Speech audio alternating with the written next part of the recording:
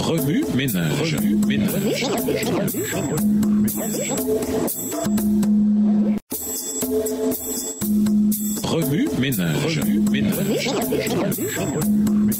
Bienvenue dans votre émission Remue ménage. La foi agissante. Lisons Jean 15 et versets 1 à 17.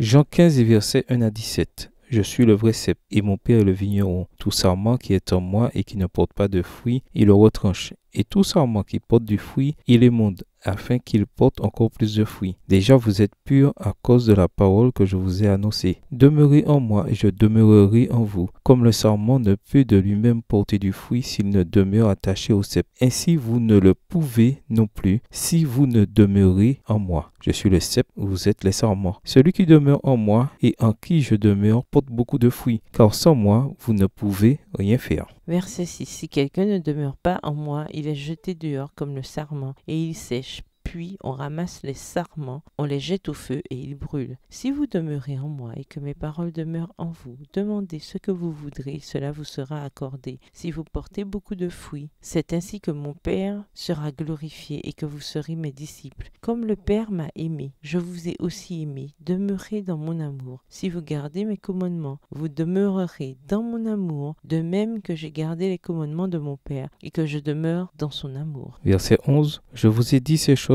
afin que ma joie soit en vous et que votre joie soit parfaite. C'est ici mon commandement. Aimez-vous les uns les autres comme je vous ai aimé. Il n'y a pas de plus grand amour que de donner sa vie pour ses amis. Vous êtes mes amis si vous faites ce que je vous commande. Je ne vous appelle plus serviteur parce que le serviteur ne sait pas ce que fait son maître, mais je vous ai appelé ami parce que je vous ai fait connaître tout ce que j'ai appris de mon Père. Verset 16. Ce n'est pas vous qui m'avez choisi, mais moi, je vous ai choisi et je vous ai établi afin que vous alliez et que vous portiez du fruit et que votre fruit demeure, afin que ce que vous demanderez au Père en mon nom, il vous le donne. Ce que je vous commande, c'est de vous aimer les uns les autres. Introduire. Les œuvres sont-elles réellement importantes? Une discussion biblique sur le salut ne devrait pas inclure les œuvres, sauf pour préciser qu'elles ne contribuent pas au salut. Cependant, avec des épîtres telles que celle de Jacques qui mettent l'accent sur le caractère pratique du christianisme, certains de ces concepts peuvent être brouillés. Si le salut ne vient pas des œuvres, ne devrait-on pas en revanche mettre davantage d'accent sur les œuvres?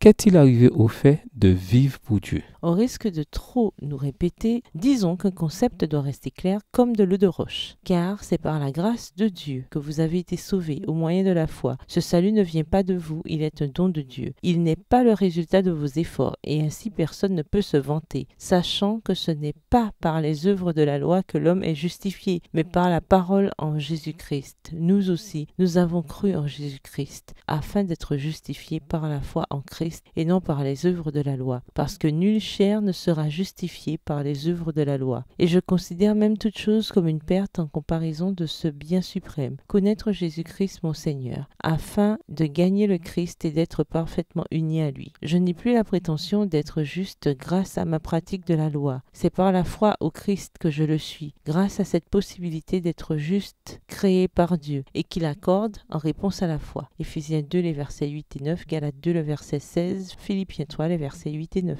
Ainsi, les œuvres n'ont pas un rôle salvateur. Personne ne peut atteindre le salut, contribuer au salut ou se mériter le salut par ses œuvres. Alors, à quoi les œuvres servent-elles donc? Dans la leçon de cette semaine, nous explorerons les 3 points principaux suivants. Les œuvres sont l'expression naturelle de la foi authentique. Les œuvres de la foi font entrer le croyant dans la vie abondante. Et les œuvres de la foi révèlent Jésus au monde. Remue ménage. Écrivez Jean 15, versets 1 à 17 à partir de la version biblique de votre choix. Si vous êtes pressé, écrivez Jean 5, les versets 4 et 5. Vous pouvez également réécrire le passage avec vos propres mots, tracer les grandes lignes du chapitre ou en faire une carte heuristique. Au revoir. Et à demain si Dieu veut.